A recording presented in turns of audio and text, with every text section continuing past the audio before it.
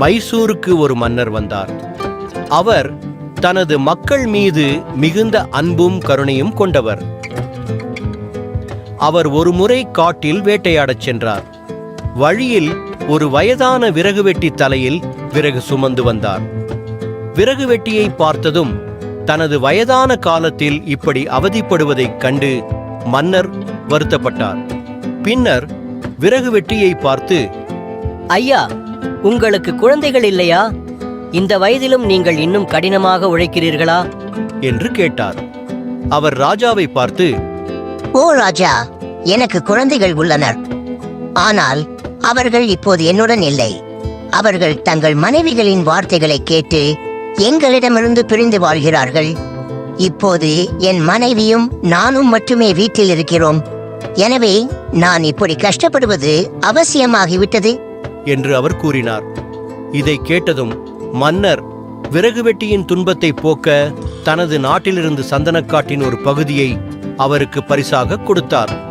அவர் மரம் வெட்டுபவர், மிகவும் மகிழ்ச்சி அடைந்தார்.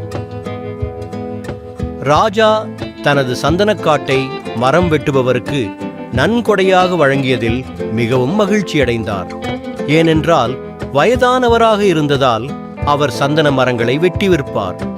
ஒவ்வொரு மரமும் 1,00,000 விலைக்கு விற்கப்படுகிறது. அதன் மூலம் வீடு, நிலம் போன்ற அனைத்து வசதிகளையும் பெற்று வசதியாக இருப்பார் என்று அவர் நினைத்தார்.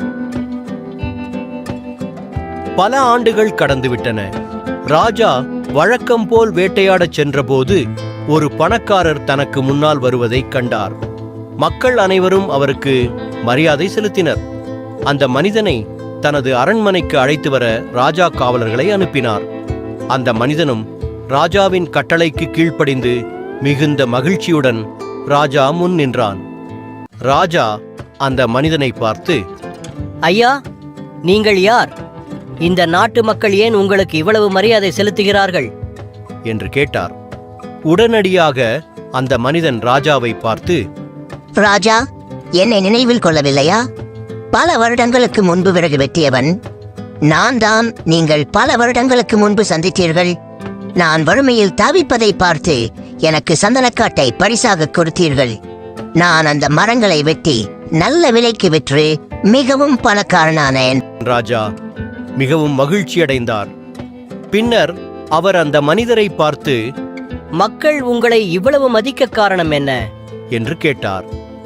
அரசே, எனக்கு கிடைத்த பெரும் தொகையை கொண்டு பல ஏழை மக்களின் நலனுக்காக பள்ளிகளையும் மருத்துவமனைகளையும் கட்டியுள்ளேன். சிலருக்கு சொந்தமாக தொழில் தொடங்க பணம் கொடுத்துள்ளேன். அதனால்தான் மக்கள் என்னை மதிக்கிறார்கள். தான் செய்த உதவி எவ்வாறு அனைத்து நற்பண்புகளையும் உருவாக்குகிறது என்பதை நினைத்து மன்னர் மகிழ்ச்சியடைந்தார். மேலும் அவர் அந்த முதியவரை பாராட்டினார். ஒழுக்கம், தானம் செய்வது சிறந்தது. நாம் ஒருவருக்கொருவர் தானம் செய்வதால் பல நன்மைகள் ஏற்படும். எனவே அனைவரும் தர்மம் என்ற நற்பண்பை வளர்த்து கொள்ள வேண்டும்.